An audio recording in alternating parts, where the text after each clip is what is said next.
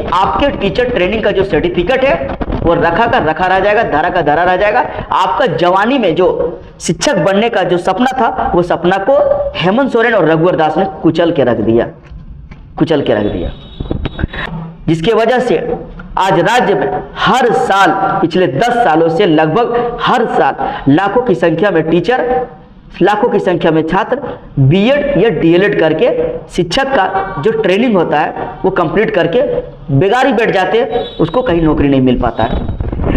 वो क्या कर रहे हैं, जो मेरिटोरियस स्टूडेंट है वो क्या कर रहे हैं, कोचिंग चला रहे हैं, ट्यूशन पढ़ा रहे, डोर टू डोर, या तो कोई प्राइवेट स्कूल में पढ़ा रहे जहां पर उसका शोषण हो रहा है। क्योंकि आप प्राइवेट स्कूल में देखिए ना, इतनी मामूली सी फीस में आपका पूरा वर्किंग आवर गुजार दिया जाता है, आपका क्रीम जो समय होता है उसको वेस्ट कर देता है, ना आपको पीएफ मिलता है, ना आपको इंश्योरेंस होता है, ना आपको कोई पेंशन का व्यवस्था है, और आपका जो जवानी का जो सपना था कि हम शिक्षक बनेंगे ट्रेनिंग करने के बाद, उसको मिट्टी में मिला दिया।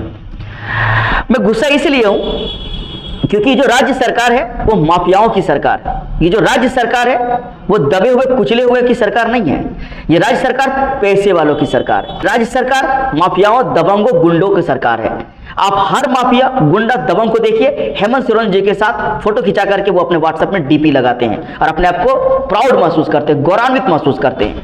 आज लोग जो छात्र है वो उसका रोल मॉडल बन गया है, माफिया रोल मॉडल बन गया है माफिया। क्यों? क्योंकि माफिया के पास बहुत पैसा है। ये पैसा कहां से आ रहा है? वो मेहनत करके पैसा नहीं ला रहे, सरकार के सपोर्ट से पैसा कमा रहे हैं, सरकार के सपोर्ट से पैसा कमा रहे हैं। आप पुलिस है, आपके पास कलम है, चालान काट दीजिए, जेल भेज दीजिए एजाज अहमद को। आपके पास हथकड़ी है, हथकड़ी लगा दीजिए एजाज अहमद को, क्योंकि मैं सरकार के खिलाफ बोल रहा हूं।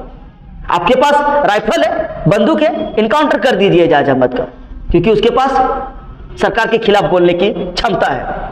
आपको जो एक्शन लेना है ले सकते हैं, क्योंकि मैं भुगत भोगी हूं तो मैं सरकार के खिलाफ बोलूंगा।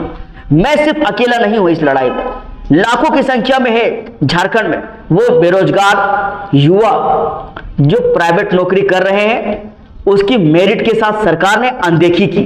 आप बताइए, पिछले 10 सालों में आपने जेटेट नहीं लिया, ये आपका फेलियर है या हम स्टूडेंट का फेलियर है?